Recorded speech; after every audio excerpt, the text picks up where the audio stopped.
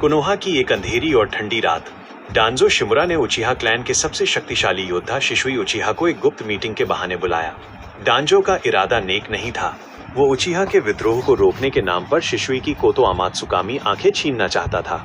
जैसे ही डांजो ने अपनी गति बढ़ाई और शिशुई की दाहिनी आंख की ओर हाथ बढ़ाया, समय जैसे थम गया।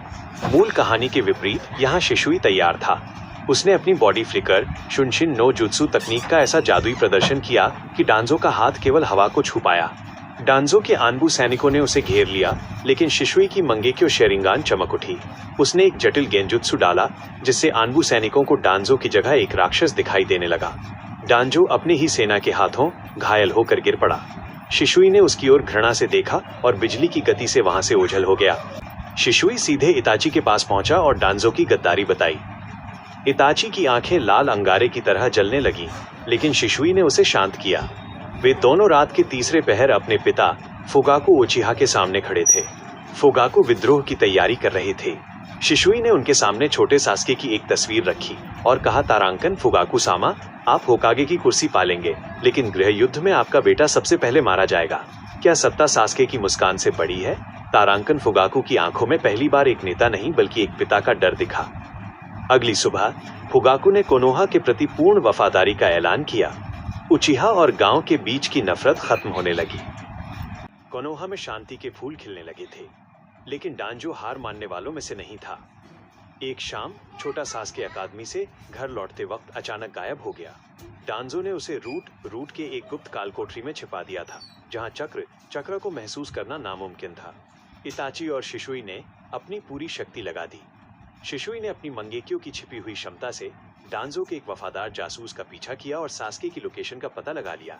इताची ने अपनी तलवार म्यान से निकाली और बोला, आज कोनोहा के अंधेरे का अंत होगा।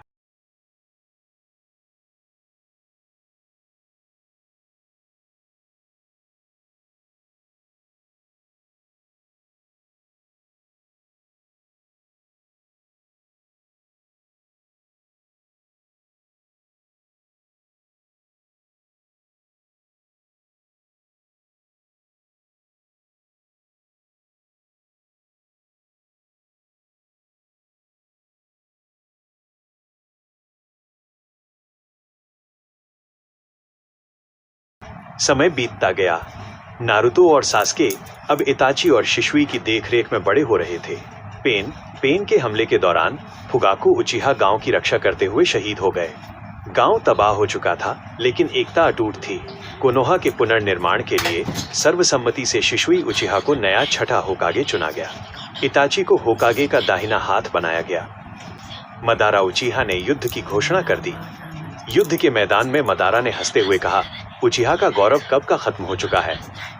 तभी धूल के गुबार से 3 साए निकले, शिशुई, इताची और सास्के। पहली बार इतिहास में उचिहा की 3 पीढ़ियों के सुसानो एक साथ खड़े थे। नारुतो अपनी कुरामा शक्ति के साथ उनके साथ था। मदारा की अजेय शक्ति के खिलाफ शिशुई के नेतृत्व और इताची की रणनीति ने काम किया। सास्के और नारुतो ने मिलकर वो अंतिम प्रहार किया जिसने मदारा को हमेशा के लिए सील कर दिया। उपसंहार, एक अमर विरासत। युद्ध समाप्त हुआ। सास्के अब कोनोहा का सबसे शक्तिशाली शिनोबी बन चुका था। शिशुई ने होकागे के रूप में सालों तक गांव की सेवा की और बाद में अपनी टोपी नारुतो को सौंपी। सास्के, इताची और शिशुई अक्सर उचिहा परिसर के उस पुराने पेड़ के पास बैठते जहां कभी सास्के छोटा था। उचिहा क्लैन अब कोनोहा का दुश्मन नहीं बल्कि उसकी सबसे मजबूत ढाल बन चुका था। शिशुई और इताची की बुद्धिमानी ने न केवल सास्के को बचाया बल्कि पूरी दुनिया को शांति का एक नया रास्ता